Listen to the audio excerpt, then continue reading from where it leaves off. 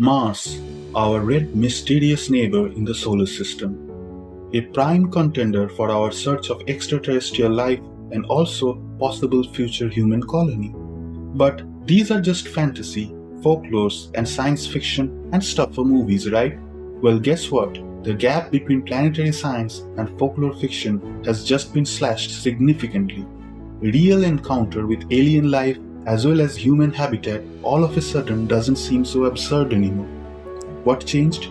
NASA now claims that they have hit the jackpot with Mars, the hidden treasure of all life, liquid water, and not just a small patch, but a huge underground reservoir of epic proportions, an ocean so big that it can cover the entire surface of Mars and would still be 1.5 kilometers deep. What does this discovery mean? How does this change our views about Mars? Today, we discuss the implications. Now, before we start, let's do a fast recap about some of the basic facts about our neighbor.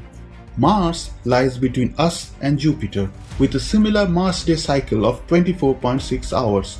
It has polar ice caps, it has violent Mars quakes. Also, it has the largest known volcano of the entire solar system, Mount Olympus.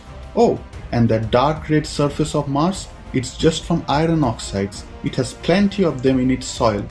One important thing is missing from Mars. It has no core magnetic field like us, which means it's completely exposed to whimsical solar storms.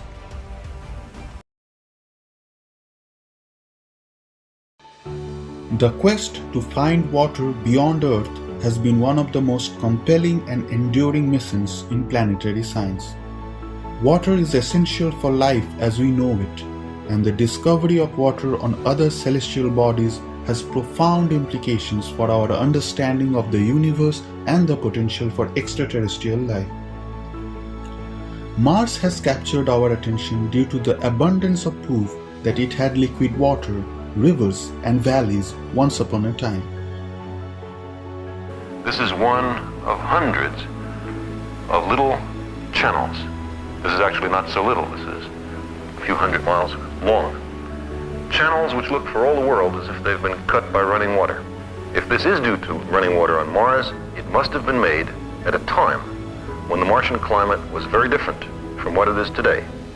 At a time when Mars had much more Earth-like conditions. Not only ancient riverbeds and channels, the Martian surface is full of hydrated minerals like clays, different sulfates, and different types of salt. Moreover, our Martian rovers have now collected sedimentary rocks from the surface. We also see distinct patterns like crossbedding in the rocks, which is caused by water flow and is very familiar to us. In 2015, NASA found large polar ice caps on Mars, just like us, a discovery that captured headlines and added further feather to the ongoing similarity gap between the two planets. But if Mars was so once Earth-like in every way, where did all the water go?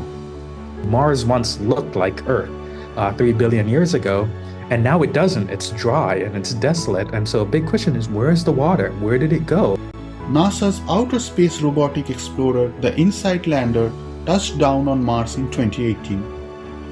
It studied seismic waves rippling through the Martian core, collecting data for more than 1,300 Mars quakes before shutting down 2 years ago. InSight lander also collected data from a plane near the planet's equator called Elysium Planitia. When scientists studied this data with known computer models, they couldn't believe what they were looking at.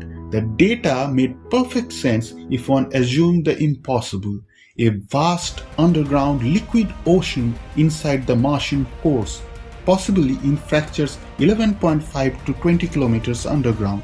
The data were then studied extensively by scientists around the world, and they reached a common consensus that underground water is the most likely explanation for the seismic readings.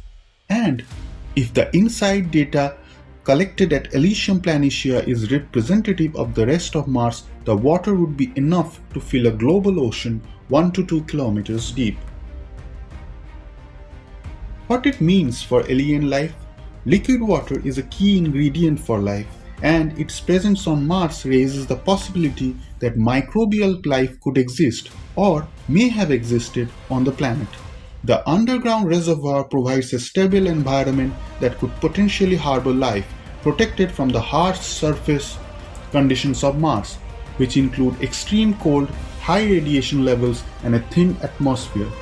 Scientists are particularly interested in the possibility of extremophiles, microorganisms that can survive in extreme conditions, thriving in this subterranean environment. On Earth, extremophiles have been found in some of the most inhospitable environments, such as deep-sea hydrothermal vents, Antarctic subglacial lakes, and highly saline bodies of water. The discovery of similar life forms on Mars would have profound implications for our understanding of the limits of life and the possibility of life elsewhere in the universe. Now the big question you may have in your mind is, what does it mean for a future human settlement? After all, water is a vital resource for any long-term human presence on the planet. It can be used for drinking, growing food, and generating oxygen and hydrogen through electrolysis. The availability of water on Mars could greatly reduce the cost and complexity of future manned missions. The underground location of the reservoir could also offer protection from the harsh surface conditions, making it an ideal site for a base or habitat. As of now, the Martian water lies quite a bit out of reach, too deep for us to drill. So the liquid water is roughly 11 to 20 kilometers beneath the subsurface, and getting that liquid water would be quite challenging. For example, on Earth, you often have to circulate fluids, whether that be liquid water or mud, to make drilling a little bit easier. NASA and other space agencies have long considered this search for water as a key factor in selecting landing sites for further missions. The discovery of this reservoir could shift the focus of these missions to the Martian poles, where the potential for finding additional water sources is higher. This could lead to the new era of exploration, with missions specifically designed to tap into these underground reservoirs and study their potential for supporting life.